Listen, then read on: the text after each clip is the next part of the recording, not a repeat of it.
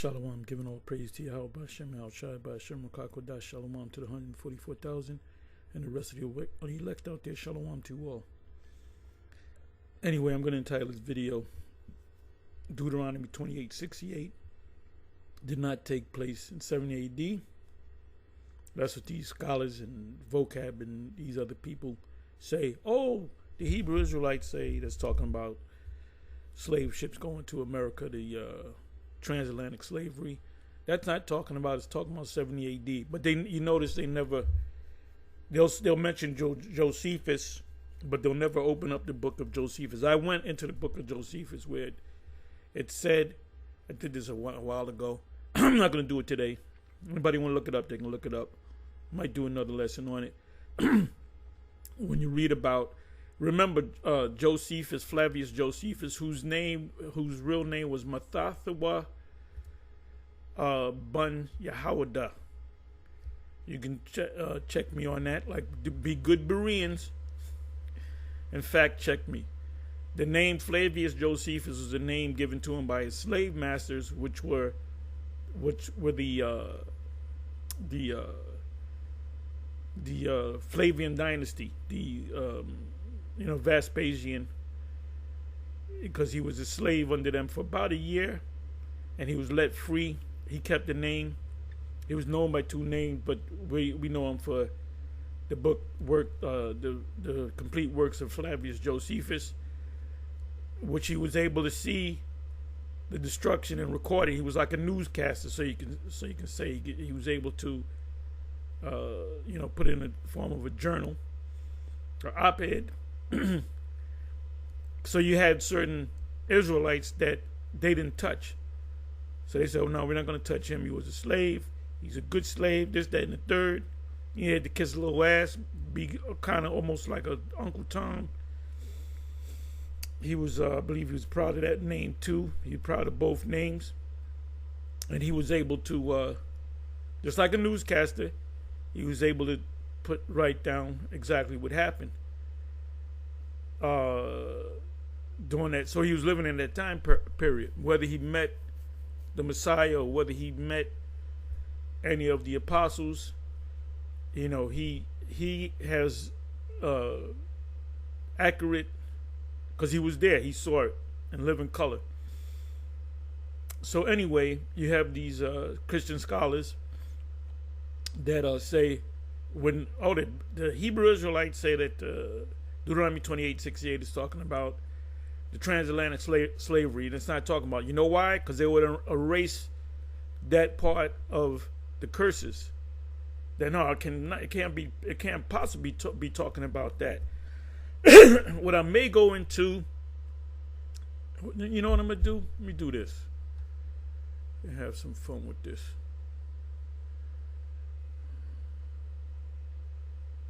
Okay, let me do this. I don't need iHeartRadio no more. Okay, let me go to Google.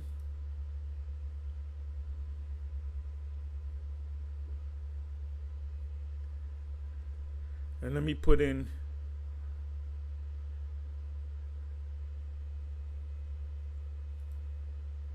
was there a trade route from Jerusalem to Egypt in 70 AD? Let's see what we're going to get. Is there a trade route from Jerusalem to Egypt and 70 AD? 70 AD. Now, one of the members, which is a elder out of Merrio, England, he visited us a handful of times. I don't know, 4 or 5 times through the years. First came out to visit us on 34th and 7th. This was back in 2011, 2012. And he went into the trade route, which we said, because they say us going there and back to Egypt was talking about 70 AD when we put us on ships from Jerusalem, because remember they besieged Jerusalem. I'm going to go into that, all right? And show you that the scholars us and the scholars are on the same page, so to speak. So they say, oh, with slave ships. Let me do this. Let me double click this. I should have just read this, but I mean, this is good enough. I don't know why. Well, it says 70 AD. It's yes, there were trade routes connecting Jerusalem. Ooh, wait, that's a cut right there. Yes, I put in 70. Let me hit it again.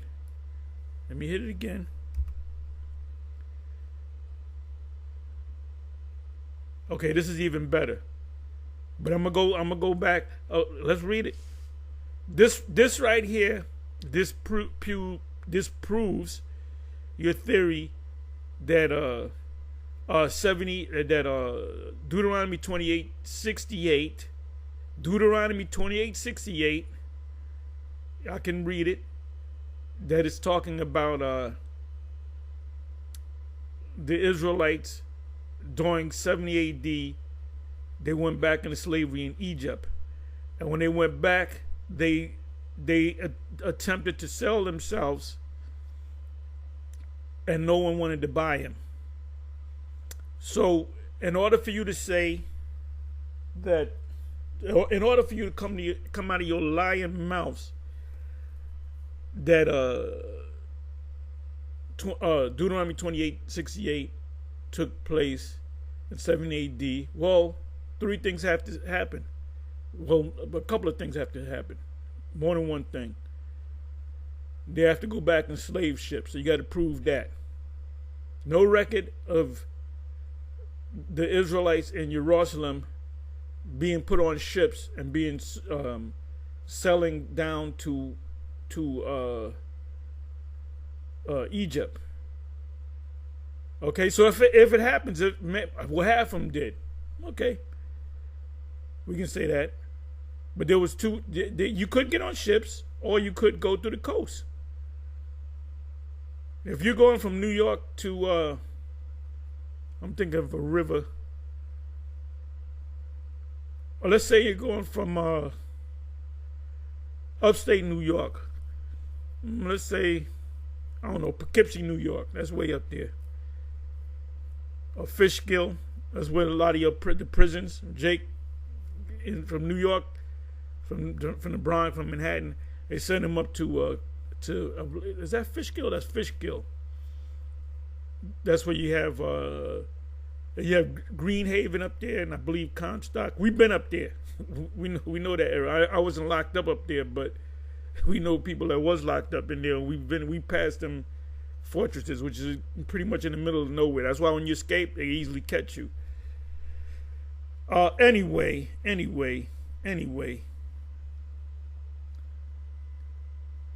So let's say you go up to like Peekskill, Fishkill, all the way up to, I believe, as far as Poughkeepsie, which is up from New York City. We're talking, I don't know, 2 hours, something like that. I believe that whole Hudson River follows that. So you can hop on a ship, a boat, and go on the Hudson River and go down, or you can take a highway on the road. And people don't say, "Oh, let me go to work. Let me get on the ship." No, you're not going to get on the ship. Okay, it doesn't make sense. If you're going down the coast from Jerusalem to Egypt. So let's read this. It says, "Is there a trade route or route from Jerusalem to Egypt in 70 AD?" Yes, there was a trade route. Let's see if it's river. We don't know. Let's see. Route connecting Jerusalem and Egypt in 70 AD. One of the main routes was the Via Maris, and that's what the elder brother said. Via, a way of the sea, a coastal. Ooh, I didn't know they were gonna say that. I didn't know they were gonna say that. It says, let me read this again. Yes, there was a trade route, and I wasn't even planning on going all into this. I was just planning on going into Matter of fact, let me show you what I was going to go into. I was just going to go into this.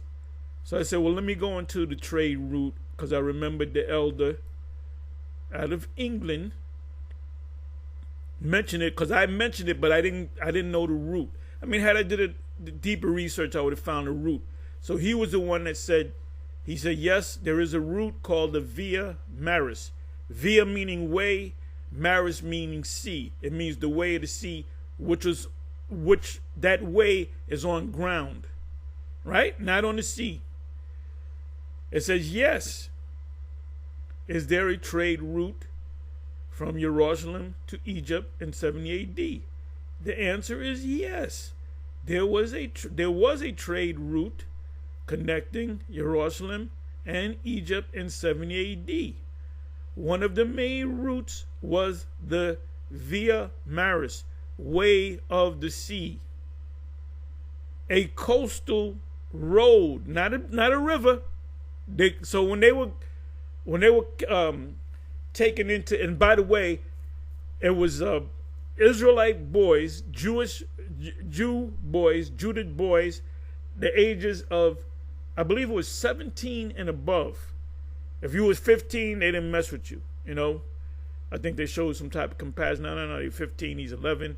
If you're 17 and older, 17, 18, 19, you went into captivity under Egypt.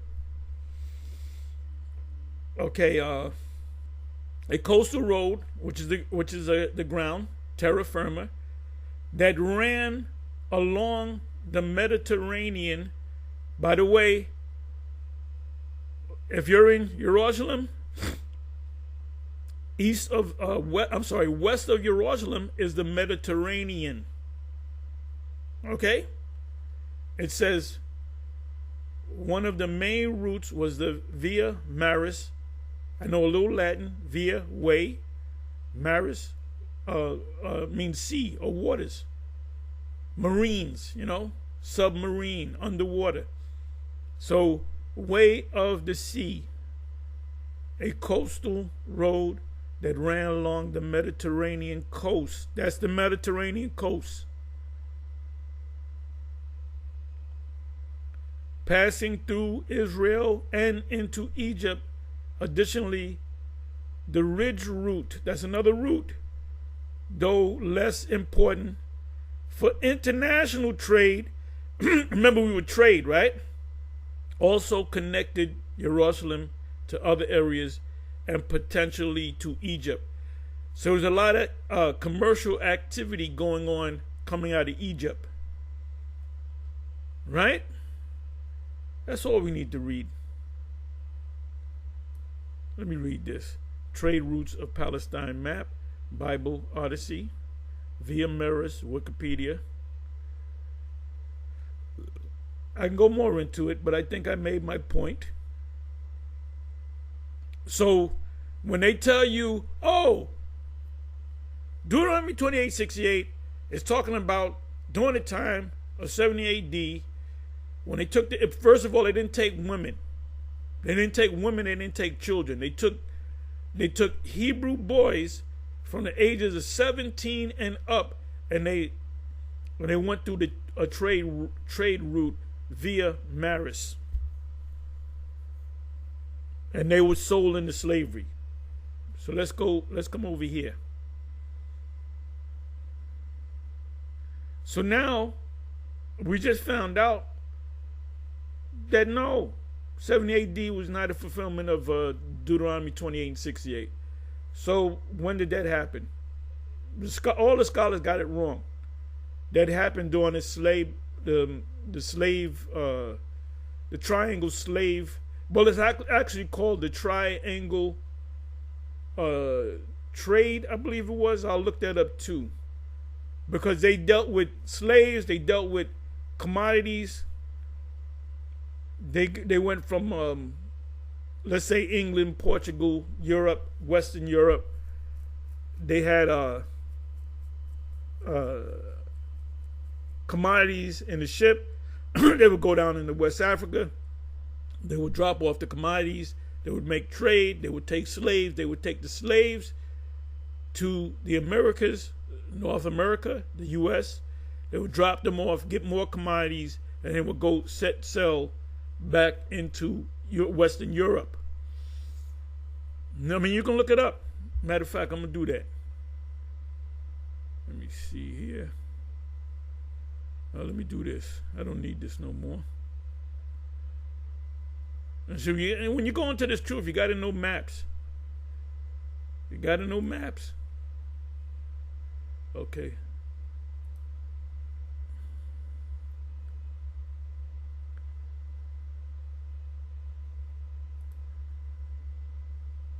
The triangles trade.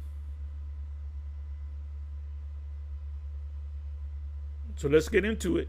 The triangle trade, also known as triangle trade or three-point trade, was a historical system of commerce between three regions. Europe, didn't I say that? The starting point was Europe, England, Portugal, Spain, whatever, to Africa, first stop, and to the Americas. It involved the exchange of goods, including enslaved Africans, which were Israelites, the fulfillment of Deuteronomy 28 and 68. That's when Deuteronomy 28 and 68 began to take place. Across the Atlantic Ocean, the most well-known example is the Atlantic. You had a Pacific slave trade. We can look into that too. But I'm talking about the Atlantic slave trade. They started from Europe. First stop was Africa. Second stop was America. Third stop was going back from America, taking goods back to West Europe. The most well-known example is the Atlantic slave trade, which operated from the 16th to the 19th century. From the 1500s to the 1800s, the end of the 1800s. And here you got some pictures. So we are those people. There you go. Fulfillment of Deuteronomy 28 and 68. Let's do this. What does it say that you're trying to find Atlantic slave? Historic, commercial, Africa exchange, well known. Okay, let's do this. Let's look this up. I'm sorry. And this is the spirit. I wasn't thinking about doing a video on this. The spirit just jumped on me.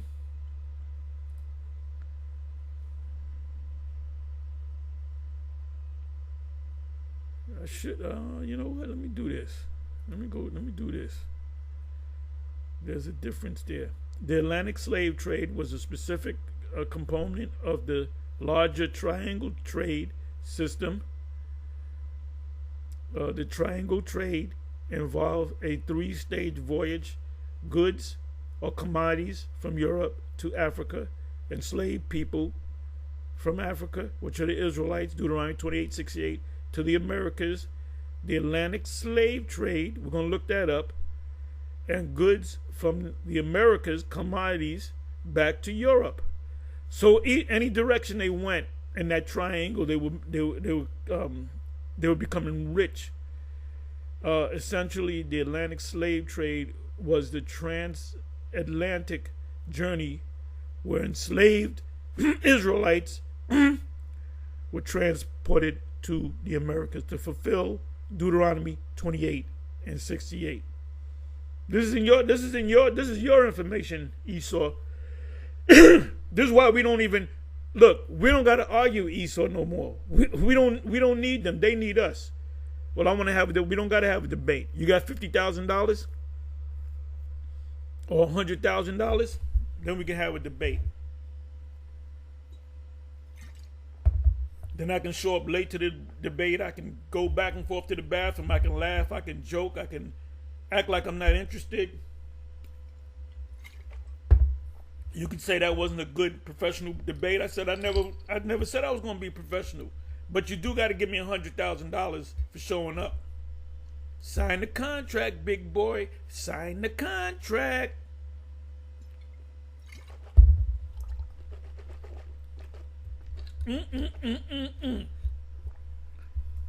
Amazing. Wow. Wow. You know, I'm bugging out right now. So now let's come over here.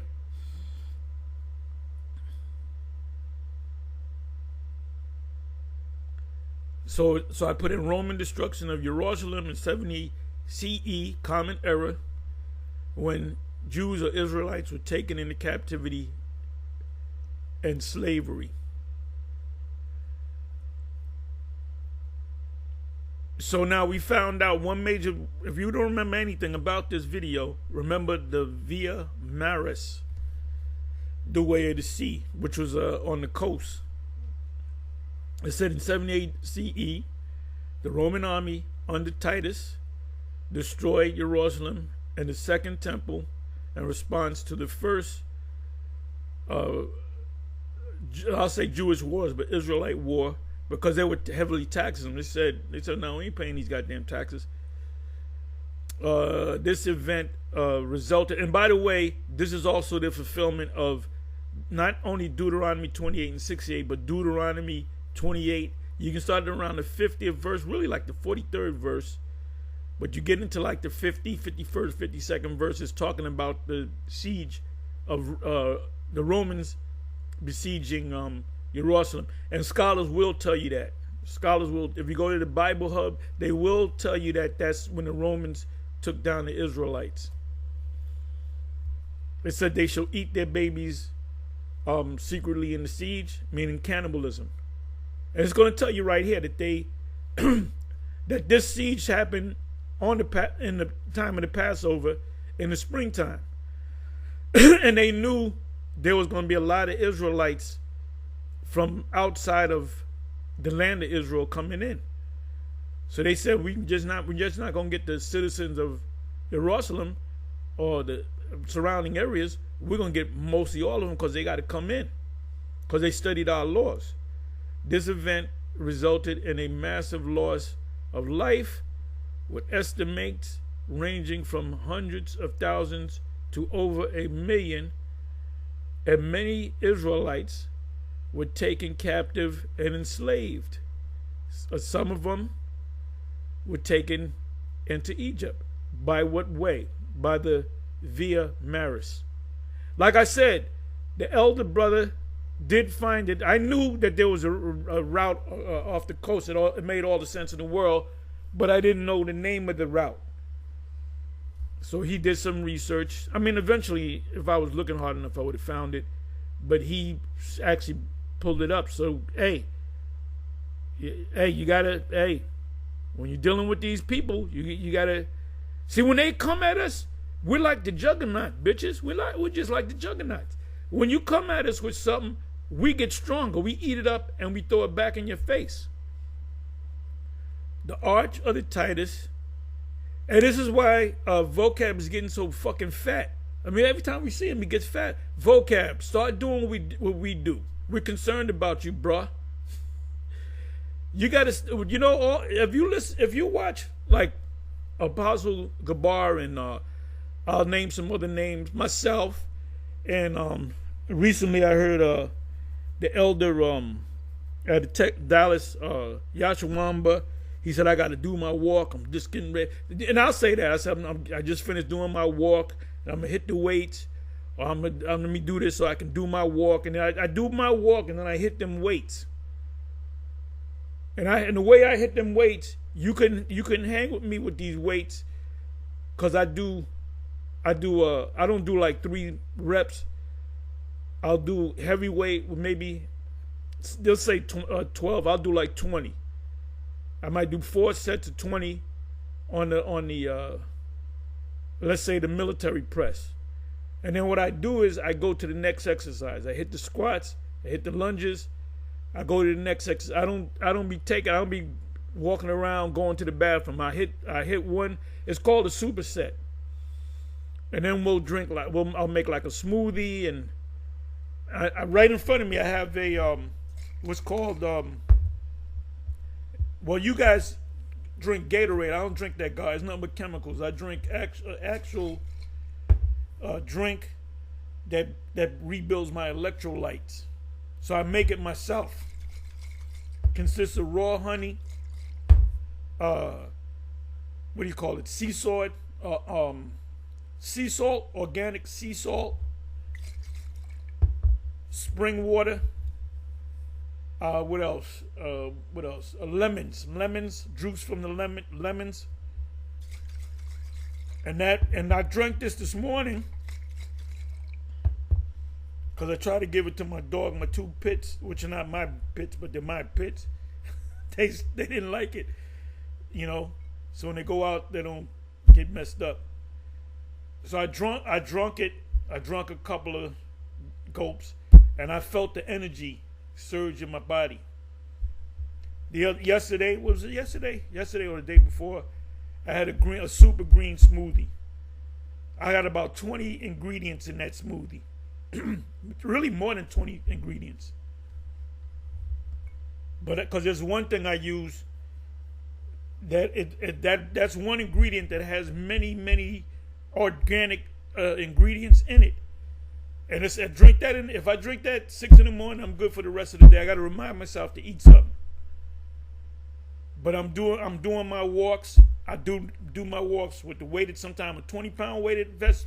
Do a walk in the 20-pound weighted vest. I'll tell you got character. Do a 2.5-mile walk with a 20-pound or even a 10-pound weighted vest. And a fast pace. So vocab, you're not balanced, my man. Every time we see you, get fucking fatter because you know what? You got a heavy task in front of you. You're the sole guy that got to come up against us. They don't care about you. Them people behind you don't care about your health. You ain't taking care of yourself. Hey, we get on GMS about that. If a guy getting too heavy, brother. And even what's his Captain Shem of the IUIC, he be, look, brother, you can only eat 1 meal a day. Because I believe he was in the Marines. But anyway, yeah, and Nate with his situation, he almost went into the spirit world. He's pushing all that healthy stuff. He's drinking the blue bottle of water, the Saratoga now. See? What we do is about balance. It's about balance. Everything is balance. Because if you're truly a man of the Lord and you come into $100 million, you ain't gonna give. You're gonna distribute it. Because I don't need all this goddamn money. I'm used to living. If I can eat, if I can get to my victuals, I got a roof over my head, I'm good. So that's a test. A guy coming to 100 million, and we did have a brother that came into a large sum of money. He didn't give us a dime, but I'm not mad at him. That was a character thing. I'm not mad at the brother. I was never mad at him from the get go. But he came into a substantial amount of money. He wanted the whole. He said, "Man, all this motherfucker, I ain't giving that shit. I ain't giving no money to nobody." But I mean, he's still an Israelite, and he's still gonna be in the kingdom. He might be walking around with his head. I should have did something. But anyway, he said, "I'm ready to get," but it was too late in the spirit. You cannot. That's called the love of money. Is the not money. Job had money. Make him wicked. Abraham was known for gold, silver, land, and cattle. He wasn't wicked. Job wasn't wicked. They were rich. After Job passed that test, he became even richer. And he got more children. Right? So the love of money is the root of all evil. So, which has some coveted after, I shouldn't even read it, run into many snares. All these jakes, the NBA, NFL, the boxing world, they come in all that they never had that money. All of a sudden, they first pick, second pick in the draft. and they get a contract with the Houston Rockets or the Knicks or the Nets or the Cowboys, not the Cowboys, that's NFL. And they went from struggling to not even playing their first professional game. They might be worth $50 million plus. You got endorsements where you make the suit. LeBron James. I remember his first contract out of high school. It was a big thing. I believe it was $10 million. Somebody correct me. $10 million for the deal he made. I believe it was Cleveland, because he started out of Cleveland. I believe he played for the Cavaliers first. Then he went to the Heat. This was years ago when they hated him. Got $10 million. Then he immediately got a deal with Nike for $90 million. So a day before that, he might have had a couple thousand in the bank. The next day, he had $100 million in the bank. He's a billionaire now. Go do his net worth. He's a GOAT. He's a GOAT, right? So I'm sorry. Let me go back into this. In 70 CE, CE means common era. BCE means before the common era. It says the Roman army under Titus destroyed Jerusalem and the second temple in response to the first Israelite revolt, because they were being heavily taxed, so they protested. This event resulted in a massive loss of life, and with estimates ranging from hundreds of thousands. And by the way, this is recorded in Luke 21, Luke 19, and Yahushua said that. He was telling them that the Romans are going to come against y'all and kill a lot of y'all. And he told some of them that, listen, when you see the abomination that maketh desolate entered into the holy place, flee ye into the mountains. You got Christians saying, oh, that's talking about the Antichrist. No, it's talking about the Romans going into the temple and taking and by the way, stop listening to Bishop Nate about, oh, tithes is not money. Tithes is money. When the Romans went into the treasury, what do you think they were taking? They were taking gold and silver. They were taking the coins. They were taking they call it the menorah, the candelabra. The various things were made from gold, and they melted it down. And the main reason why they did that, they wanted to build what's called a Colosseum. It stands today. It's a big tourist attraction, but back then it was called the Flavian. What was it called? The Flavian Amphitheater. Go look it up. It said from hundreds of thousands to over 1 million, and many Israelites the word Israelites should be there, because you had Judah, Benjamin, Levi, were taken captive and enslaved. Some went to Egypt. How did they go to Egypt? Not on ships. They went through the coast, which is called what is it? Meyer. Oh, damn.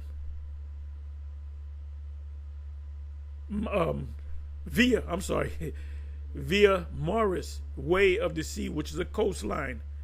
So while you're walking or going into Egypt, you look to the left, which is the west of you, you're seeing the Mediterranean.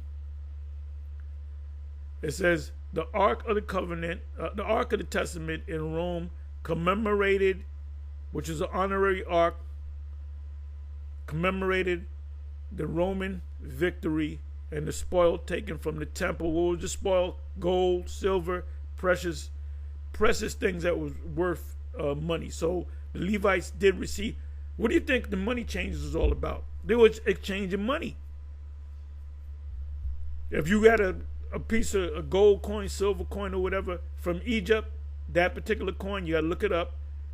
In order for you to pay tithes or to the temple, or you come not empty-handed, you would have to go to the money changer, and they would give you the equivalent to that, and they would up the prices. So that's why only time Yahushua got violent is where they were ripping people off, including sacred objects made out of gold, precious, expensive things, gold and silver. Remember that gold, silver was just as valuable as gold.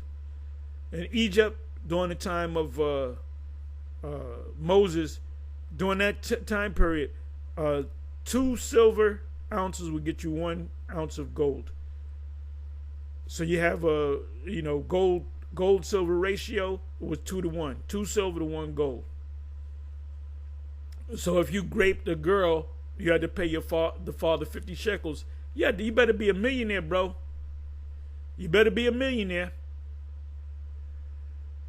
If you were a poor man and did this, you probably got to go into slavery under the father, which that's what Jacob did. He did 21 years to get his severance pay from Laban and to get his 2 daughters. He worked 21 years. Back there, you were a man that was 12 years old. You left your family. You worked. It could have been the next door neighbor. You worked for him for 7 years. He got to give you enough, which is 7. That's where Esau got severance pay from, the laws. And you did the 7. So really 19, 12, 13, 14, 15, 16, 17, 18, 19, 20 years old. You was a well-made man. And then you got younger men to come up. So it was easy for you to become rich back when we was in Jerusalem. It was easy to become rich. All you had to do was give a solid 7 years, and you got substance according to the law. It says first Jewish result, or the first Israelite revolt, the destruction of Jerusalem, which is in Luke 19. And Luke 19, it tells you that they build a wall around the wall of Jerusalem. Was a culmination of the first Israelite-Roman war, which began in 66 CE. So now, that was during the time of Nero, which is Trump. And he hated the Israelites. Trump hates us now, and Trump damn sure hated us back when he was Nero, and he burnt down Rome. Scholars will tell you he didn't. Other scholars say, he did, but he made sure he was 30 miles away at his home, at a home some 30 miles away, and that was, what do you call that, the alibi. And he said, no, the Israelites and the Christians did it. The Jews and the Christians did that. So the people say, yeah, we got to get rid of them, just like they're saying now. You got all these jakes coming against these daggone Israelites. They need to stop. But we got to keep telling you whether you hear or forbear. Ezekiel chapter 3. So if you don't listen, we're going to tell you anyway. We're not going to stop because of you. If you don't listen, that's on you. It says siege of Jerusalem. The Roman siege of Jerusalem coincided with Passover. Why Passover? Because the Romans knew that you had millions of Israelites coming from different areas outside of Jerusalem. That's why Joseph and Mary couldn't find any room in the inn. It wasn't because they didn't have the money. It was because everything was full. If there's a city that hosts the Super Bowl, you better make advance plans to have a hotel room. Because if you say, oh, let's go to the Super Bowl, guess what? You ain't going to find no damn hotel room. And if you do, they're going to up the price on it. It said the Roman siege of Jerusalem. Oh, and that's where you got a lot of prostitutes that come from around the country, and they hop on buses and planes, and they go over there. They're going to make some money. They're going to make some money, Hey, this is Rome all over again. The Roman siege of Jerusalem coinciding with Passover led to, and that's in the Josephus, led to severe food and water shortages within the city. That's Deuteronomy 28:50 on down, where it said they began to eat their children, their loved ones, because they ran out of everything. And this is what Netanyahu's doing to the Palestinians. He's saying this is a safe place for y'all. There's a refugee camp, and then they're stopping the food from coming in there. They know that there's pregnant women, there's old people, He doesn't care about he despises the Palestinian people, and he believes that they're the Amalekites when they're not the Amalekites. Some of them, a lot of them are Israelites. Destruction of the temple, destruction of the temple, the second temple. As a Christian, since they, I know the Bible, I ask them about the second. Ask them who built the first. Who was the head man in charge, the HNIC, that built the first temple? Guarantee you they don't know. Guarantee you. Ask them, why did they have to build a second temple? And who was able to build it? And who gave the order, the decree to have it built and finance them? They don't know. They don't know the history. The second temple, a central religious and cultural site for the Israelites, was destroyed by the Romans according to historical records. It happened. Everybody agrees. Scholars, historians that are not into the scriptures will agree, you know? Loss of life. Historians estimate that a large number of people, including many non-combatants, you have men, women, children, old people, perished during the siege because the Romans did not give a shit. They said they're going to speak a language that thou does not understand. That's the Romans, and also when Esau came to, during the time of the transatlantic slave trade. It said mass enslavement. Following the fall of Jerusalem, thousands of Jews were taken captive and forced into slavery into Egypt. But like I said, they didn't go by way of ship.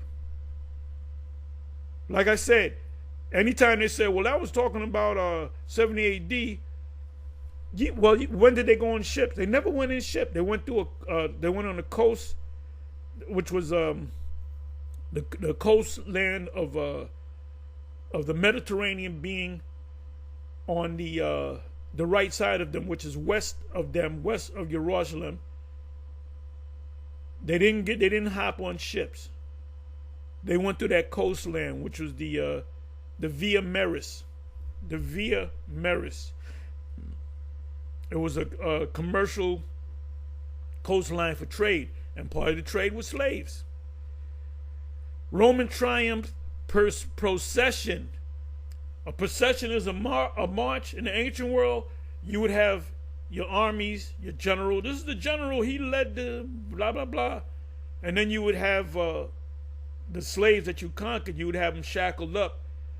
And then the people would cheer because they're seeing, oh, we put these people in slavery. We're going to do the same thing in the kingdom. All right? We're going to flaunt our slaves too. And so this is why scholars say, oh, that can't be talking about the transatlantic slave trade from the 16th century to the 19th century. They can't be talking about that, because then they would have to admit that we the Israelites. They don't want to do that. It says a Roman triumphal procession. Israelite prisoners of war were paraded through the streets of Rome during a triumphal procession, a display of Roman victory. And they had souvenirs. They made coins. There was one coin. They made a couple of different coins to commemorate the downfall of the Israelites. But one of the coins was known as Judah Copter.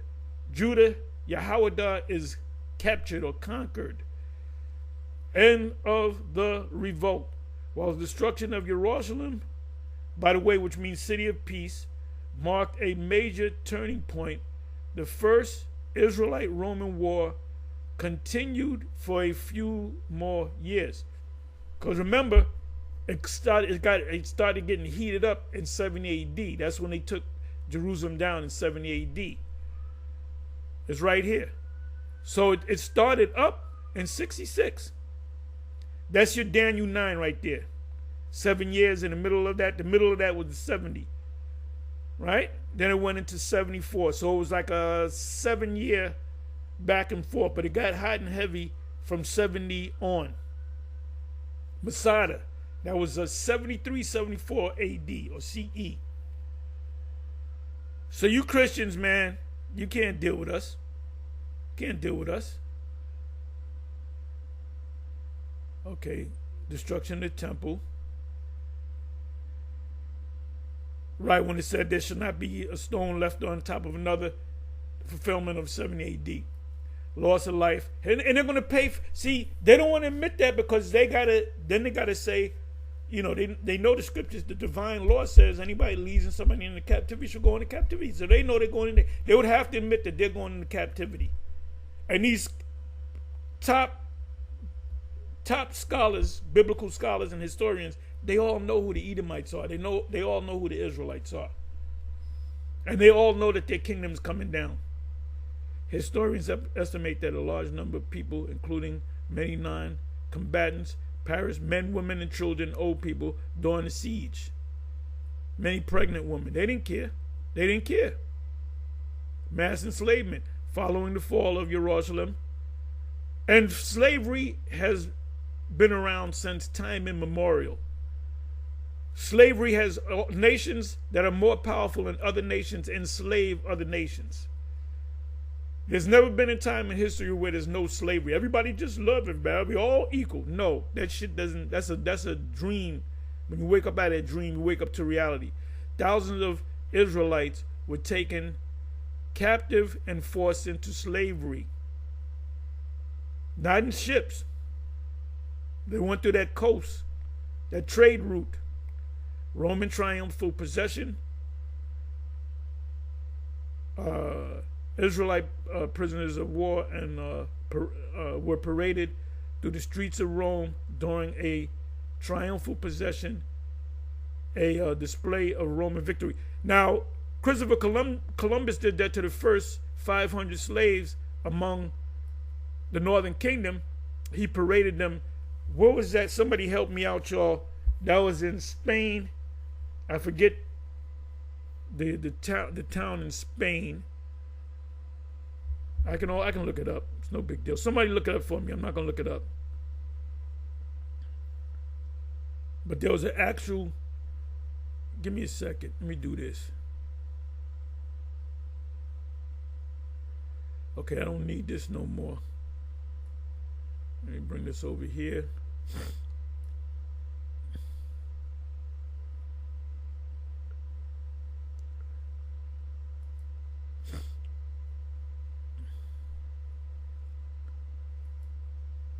Christopher Columbus paraded the Indian slaves in what land in Spain?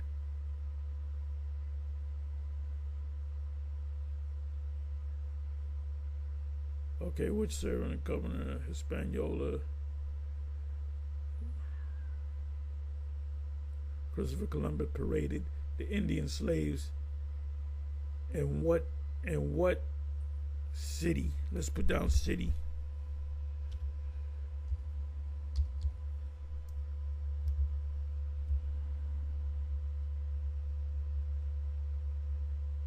Where did find the Native Americans? Which city did Columbus sail from? Where did Columbus land? What did Columbus intend to do?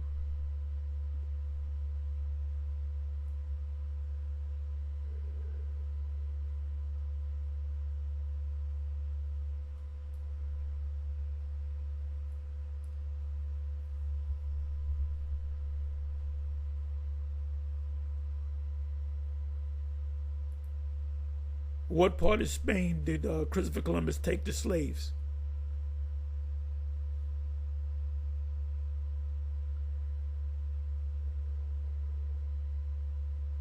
I can't think of the damn name. Where did Spain take their slaves? Wasn't Barcelona.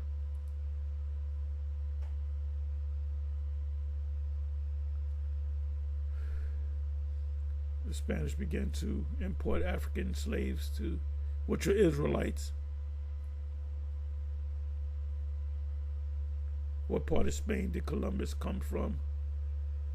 Let me just do this. Okay, Aragon.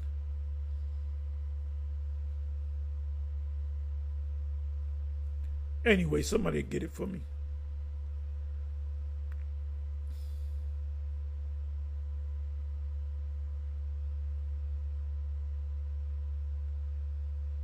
Give me a second. Roman destruction.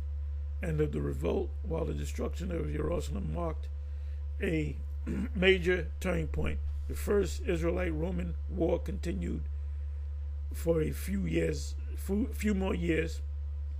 Long-term impact. And there were Israelites that stayed there. They were like defying the Romans. They stayed there because there was a series of wars even when Jake came up in there. The destruction of Jerusalem and the temple had a profound and lasting impact on Israelite history and culture. That's why the Mosai set up Mattathawa Ban Yahudah to write for the history books, contributing to the Jewish diaspora and the swift and the shift away from temple-based ritual, because they had to go outside of the land. This is when they had the temple-based rituals, right? Give me a second. One precept just came to mind. Hosea, I believe that's 3.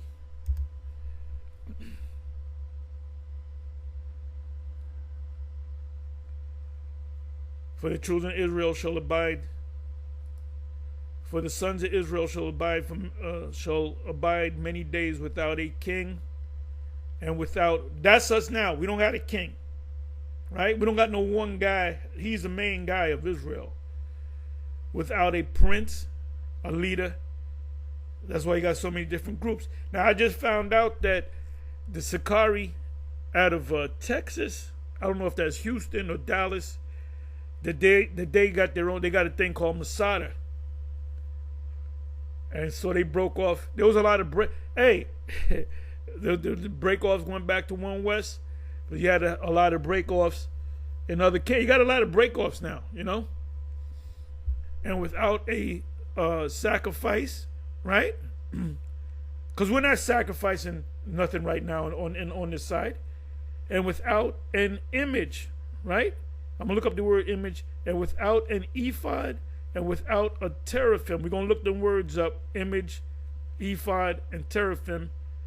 Afterward shall, talking about now, bringing it up to date, shall the sons of Israel return and seek Yahweh.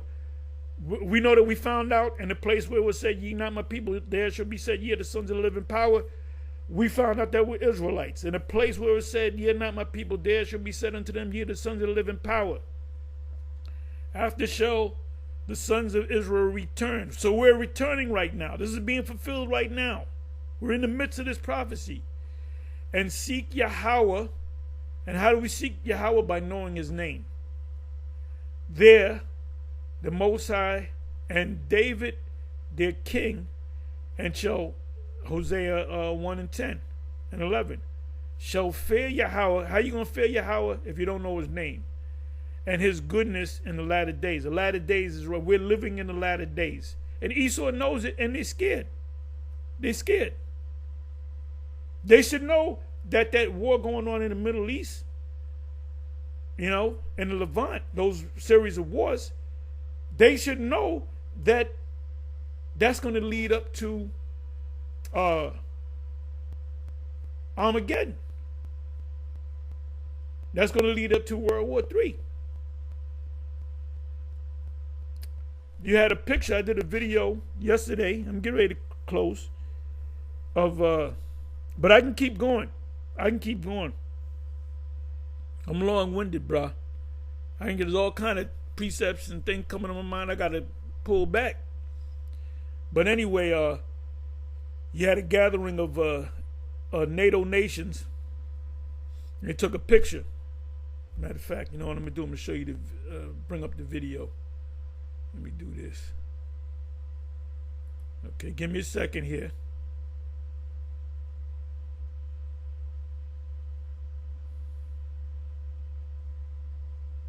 Let me see.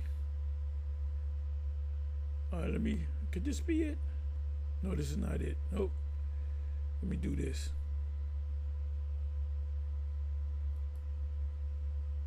If somebody called me a false prophet, I came back and said, what does Revelation 13:16 mean?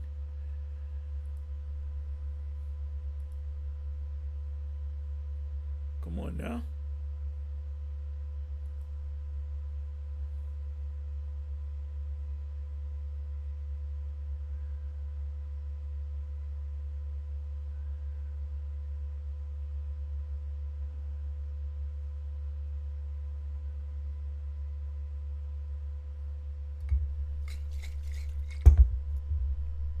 Give me a second. Let me bring it on up.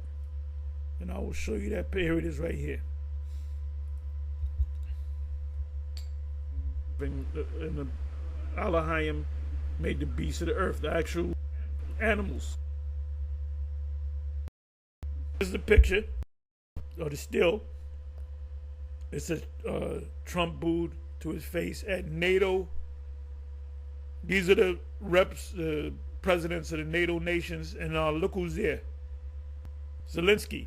He's not a member of NATO. He's kissing ass to become a member of NATO, and there's a reason why. Because there's a thing on the NATO chart, I believe it's called Article 5. As a matter of fact, I'm going to look it up. Roman destruction. We don't need this.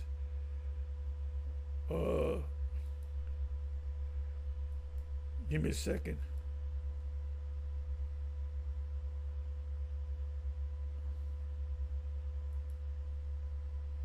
Article 5 of the NATO Charter, what does it mean? Article 5 of the Atlantic Treaty Organization NATO Charter establishes the principle of a collective defense, meaning that an attack against one member, like for example, Poland is a member of NATO. I don't know if they're a member of the EU. Of NATO is considered an attack against all members. America's a member, Canada's a member, England is a member. This article is the cornerstone of the alliance, and that's the beast. The alliance of NATO and the EU, that's the beast. In Revelation 13, 17, 18, and Daniel 7, and it commits all members to take necessary action, military action, potentially including the use of armed force to restore and maintain the security of the North Atlantic area, according to NATO. So in the news, when they mention Article 5 of the NATO Charter, that's what they're talking about. So, bring this back up. So he's there kissing ass because if and he's been begging to be part of NATO. Why are they saying no? Because that's World War III. That's Armageddon.